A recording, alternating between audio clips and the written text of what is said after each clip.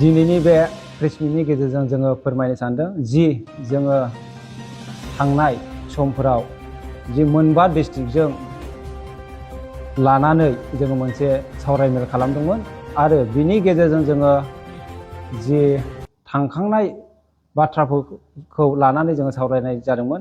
बे सावरायनायनि गेजेरजों जोङो जि सेन्ट्रेलनि बनजु बुनजिल आरो नबज्योतिमोनखौहाय जोङो लिंहरदोंमोन रायलायनो होननानै। बिनि गेजेराव बिसोर सफैयाखै आरो बेजों लोगोसे बिसोरो मैया जि जोंनि चिरां डिस्ट्रिक्ट चिरां जिल्लायाव हाबफैनानै बिसोरो ओरैबायदि खालामबावदों, जों एक्जिस्टिङाव थाखानाय डिस्ट्रिक्टनि जि सोद्रोमाफोरखौ मिथिहोआलाबानो बिसोरो मोनसे गोदानै बडि फर्म खालामदों। बिसोरो बे खालामनायखौ जोङो मानिना लानो हाया आरो जोंजोंहाय बिसोरो जेबो डिसकासनबो खालामाखै, बिसोरो रायलायाखैबो। बिनि गेजेराव जोङो बोरै बिसोरखौहाय जों मानिना लानो हागोन? जोंथ' हाया। बेखायनो जोङो दिनैनि बे मिडियानि गेजेरजों फोरमायनो हरनो सानदों रायजो राजाफोरखौ। जोङो बनसुआव जोङो चिरां डिस्ट्रिक्टआव जि सिगाङाव थानाय बियो जोङो दिनैसिम दंखायो, जोंखौ डिजल्टबो खालामाखै। जोङो जेसेबांनाखि जि थाखानाय बडियाव थानाय मानसिफोरानो सालायलांगासिनो दंखायो, बेखौ बिसोरो नागारनानै गोदानै दाफैफिनदों। बेखायनो जोङो दिनै फोरमायहरबाय जि बिसोरो गुबुन गुबुन जायगाफोराव जोंनि चिरां एलेकायाव हाबनानै माबेबा मोनसे बुस्थुनि थाखाय बिसोरो हाबफैनानै इलिगेलि मावनो सानोब्ला बेखौ रायजो राजाफ्रा मानिनो नाङा।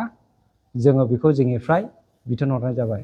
आरो जि जोङो दाख्लै 16निफ्राय लानानै सावरायै 4 तारिख डिसेम्बरसिम जोङो बिसोरखौ जों नेखादोंमोन सिगाङावनो। बे नेनाय समाव बिसोरो जोंजोंहाय एसेबो मोखां फेसनफैया, अब्ला जों बिसोरखौ बोरै मानिना लानो हानो? बिनि थाखायसो जोङो गोदानै जायखौ जोङो इनचार्ज हिसाबै दोनदोंमोन ब्रिटेन इस्लारि सार आरो बेजों लोगोसे सानसुमा बसुमतारी सार, बिसोरखौ जोङो सेन्ट्रेलाव माने इनचार्ज हिसाबै सोलिथ'नो थाखाय दोनथ'दोंमोन। मानो होनब्ला जोङो बे समावनो बिसोरखौ रायलायनायसै होननानै नेब्लाबो बिसोर फैयाखिसै। बिनि थाखायसो जोङो 4 तारिखआव बिसोरखौहाय फुल फ्लेजेड हिसाबै जोङो थिखांनानै लानाय जादों।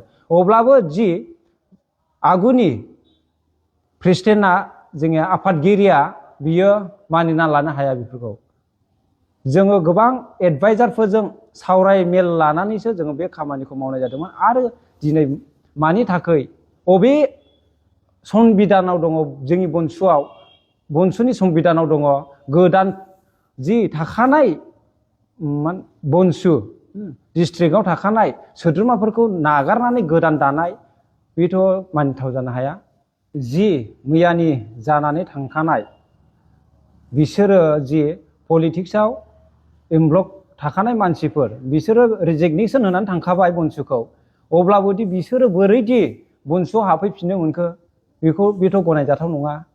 बेखायनो जोङो बे प्रेस मिटनि गेजेरजों रायजो राजाफोरखौ फोरमायहरनो सानदोंदि बिसोरो माने जोंनि बनसुआव गनायजाथाव नङा, जोंजोंहाय गनायजाथाव नङा आरो जोंनि चिरां डिस्ट्रिक्ट हिसाबै जों बिसोरखौ गनायनानै लानो हाया। जों जा एक्जिस्टिं थाखानाय दा बेजोंनो जोङो खामानिखौ बर' हारिनि थाखाय जोङो खामानि मावनो ओंखारदों, बर' हारिनि थाखाय जोङो मावलांबाय थागोन। आरो जोङो जि कमिटिखौ मोनबा डिस्ट्रिक्टजों जयै सावरायलायनानै दाना होदों, बे कमिटिजों जोङो मावलांगोन।